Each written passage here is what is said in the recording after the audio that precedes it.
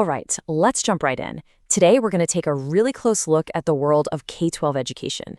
But we're not talking about test scores or curriculum. We're talking about the teachers themselves and the incredible, often invisible pressures they are under every single day. So let's start with a number that is, well, it's pretty staggering. A recent survey found that 92% of experienced teachers say their current working conditions are very challenging. Just think about that for a second. That's not just a statistic. It's practically a unanimous cry for help. It tells us our education system is under some serious strain. So what is going on here? To really get our heads around it, let's use a metaphor. The invisible backpack. Every single teacher carries one, and you know what? It's getting heavier every single year. So today, we're going to unpack those hidden burdens, all the weight that doesn't show up on a lesson plan, to figure out what's really driving this level of burnout. Okay, first up, let's talk about the most tangible weight in that backpack. Just the sheer volume of work. This is the overload problem, and believe me, it goes way beyond the time they spend in front of a classroom. Let's actually break down a teacher's day. Study after study confirms that teachers are spending upwards of 40% of their time on tasks that are not teaching.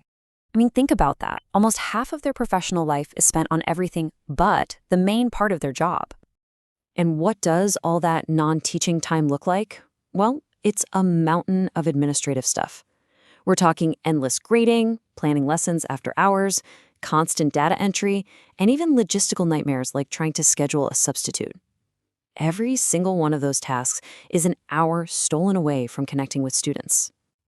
And this quote from a K-12 educator, I mean, it just says it all, doesn't it? When that administrative burden gets to be too much, it's not just about being busy. It directly chips away at the quality of teaching and a professional's chance to actually grow.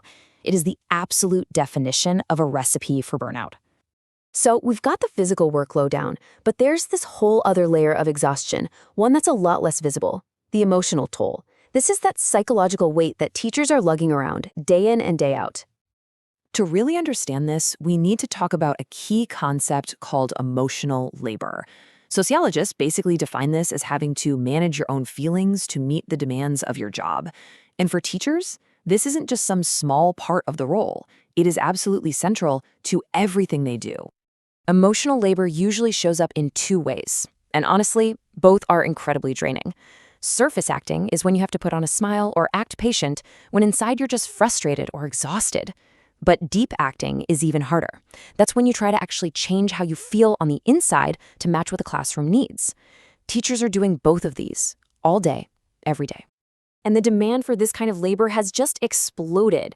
A recent survey shows 80% of teachers are now spending more time on student mental health.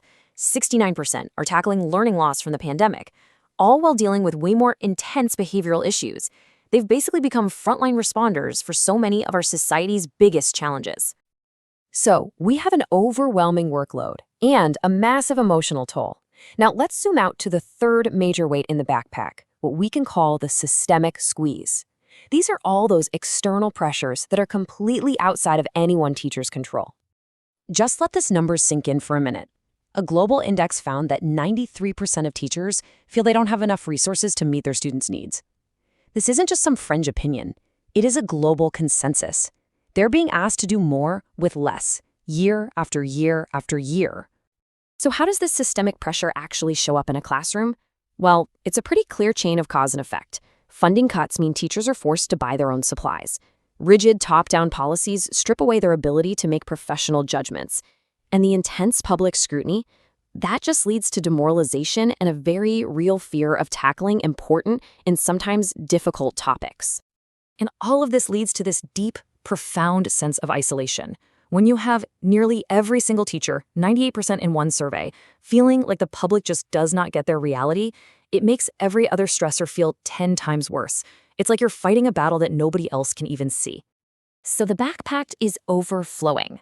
The question then becomes, how in the world do we lighten this load? And this brings us to the search for solutions and a pretty fundamental debate about what real support even looks like. One answer you hear all the time, especially from the tech world, is that we can innovate our way out of the problem. You know, the promises that new apps and AI platforms can automate all the boring stuff, freeing up teachers to actually teach.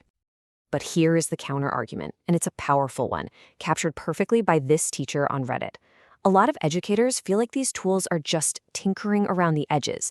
They're saying, look, an app can't fix terrible funding or a class size of 40 kids. What this really shows is a huge disconnect between these surface-level fixes and the deep structural change that teachers are asking for. So it seems a truly effective approach has to be multi-layered. It has to hit the problem at every level. You start at the bottom with the foundation, systemic support. We're talking real policy reform, equitable funding. Then you build on that with school-level support, like hiring more staff and actually promoting work-life balance. And finally, you add targeted classroom supports on top. The thing is, you need all three layers working together. One without the others just won't cut it. And this brings us to our final and maybe our most important takeaway here. How do we show genuine appreciation and provide support that actually matters? Well, it has to be more than a card. This quote from an elementary school teacher just cuts right to the heart of it. Of course, gestures of appreciation are nice, but they don't lighten that invisible backpack. Real support isn't a sentiment, it's substantive, it's action, it's policy. So I'll leave you with this. If a thank you card isn't the answer, what is? If we move beyond just appreciating our teachers, what is the one structural change we could start demanding tomorrow that would finally begin to empty that invisible backpack and give them the support they actually need to thrive?